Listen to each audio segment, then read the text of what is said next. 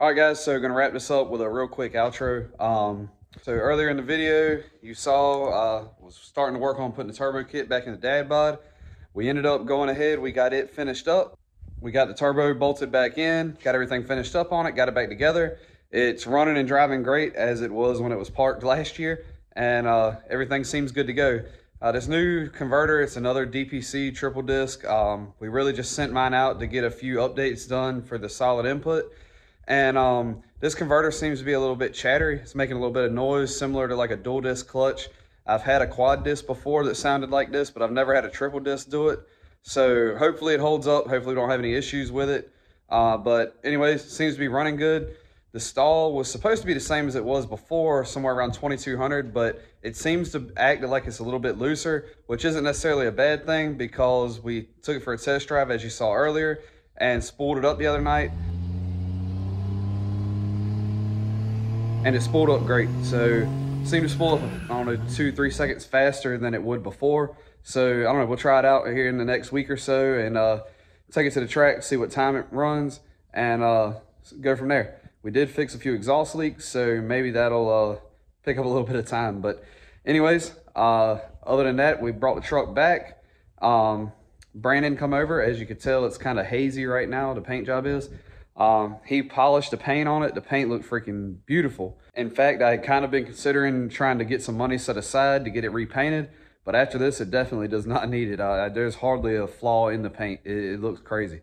So anyways, there's a coat of wax on it right now, and the next day or so, he's gonna come back and finish this thing up and get the wax off. And there's another layer of protecting that he wants to put on, something I hadn't used before, but he wants to try it out and see how it'll work on here, similar to what he did on my brother's truck. So anyways, he's gonna come wrap that up, and the dad bod will officially be ready for race season. As you see, AJ's truck is back here in the background. That was kind of missing a little bit the other day, wasn't sounding right. Took the injectors out, sent them off to get those checked before we start pushing it hard this year. Trevor's truck was in earlier. As you saw, we went ahead and got the trans back in it, and it's well on its way to getting ready for race season. We had another local truck. It was the black 3rd gen with a hood stack that was in. We did a trans service on it. It has a fresh TRE build in it. So the transmission, is built, ready to go for this year to play around some. And we went ahead and serviced it for him, adjusted the bands, put some fresh fluid in. Now that he has his break-in miles, has his service done, everything adjusted, he's ready to go make some hits.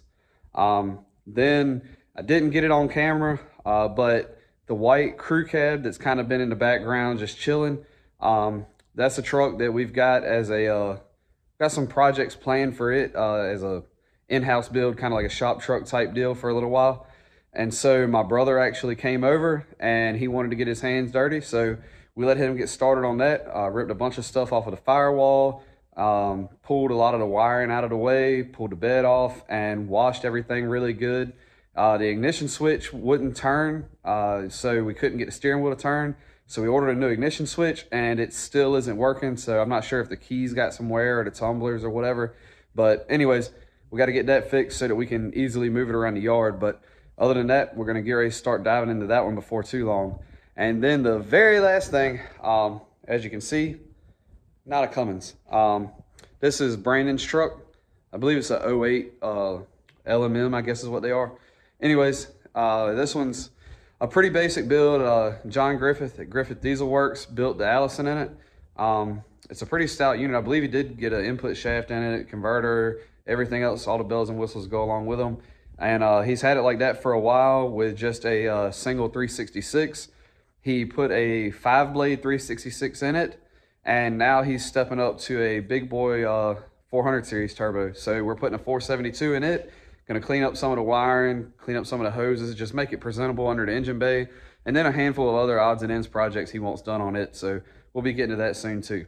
But anyways, a little bit chatty, but just kind of wanted to fill you guys in because this video was a lot of clips of random stuff and didn't really do a good job of explaining anything. So just kind of wanted to keep you guys up to date. So anyways, thank you guys for watching. Sorry for the lack of content the last couple weeks, but anyways, we'll touch base with you guys in the next few days and keep on with the projects. And hopefully in the next, I don't know, maybe the next video we can get a test hit. And then probably the following week, we're going to a King of the Streets event, not the diesel one, This is a local one at our track that is a street event. So we're going to go try that one out. But anyways, we'll keep you guys posted, and we'll see you guys soon.